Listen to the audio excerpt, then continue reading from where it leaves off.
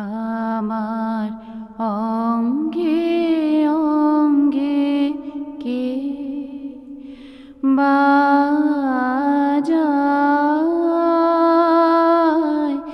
বাজায় বাঁশি আমার অঙ্গে অঙ্গে কে। একেবারেই সত্যি কথা। জানেন, আমি যখন শুনলাম যে আমার মেয়ে, আমার জামাইও একটা মেয়ে, আমি যেন কেমন প্রথমে ভাবলাম যে এটা আবার কীরকম মেয়ে, তা আমার জামাইও মেয়ে, এটা একটা অদ্ভুত ব্যাপার। তো মামাই তো কথা হচ্ছে যে আমি তারপরে যখন ওনার সঙ্গে সব ডায়লগগুলোর ইন্টারাকশান হলো নানা রকম ব্যাপারে, হতে হতে যখন উনি আমাকে বলছেন যে দেখুন আজকে এদের জন্য আমাদের চিন্তা করতে হবে, এরা তো আমাদেরই সন্তান, সুতরাং এদের ভালো মন্দটাই, এরা সুখে থাকুক এটাই আমাদের আলটিমেট কামনা, তো এইটাই যে আমাদের ছেলেমেয়েরা সুখে থাকুক, তো ওরা যাতে সুখে থাকে সেটাই থাকুক। মানে সেই সময় থেকে আস্তে আস্তে আমার মাথায় ঢুকলো যে সত্যিই তো জগৎ পরিবর্তনশীল, আর এই পরিবর্তন তো চিরকাল ছিল।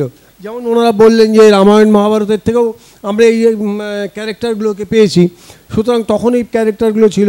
ইনফ্যাক্ট আমার বাড়ি হলো গুপ্তিপাড়াতে, আমাদের স্কুলে একজন মাস্টারমশাই ছিলেন রঞ্জিতবাবু, তার এক বোন ছিলেন, তিনি কিন্তু হিজড়ে ছিলেন, আমরা জানতাম ছোটোবেলার থেকে। তো ন্যাচারালি সেটা আমরা দেখেছি। পরবর্তীকালে কলকাতায় এসে তো আরও নানা রকম জিনিস দেখছি, এবং এই ক্লাসের যে সমস্ত ছেলে মেয়েদের প্রচুর এখন রাস্তায় দেখা যায়, অনেকেই অনেক কথা বলে এদের সম্পর্কে, যে কোনো বায়োলজিক্যাল প্রবলেম বা কোনো ডিফেক্ট বা হ্যান ত্যান নানা রকম বলে, কিন্তু আমার রিয়েলাইজেশন যেটা, সেটা হচ্ছে কোনো ডিফেক্টই নয়, ওরা একদম নর্মাল।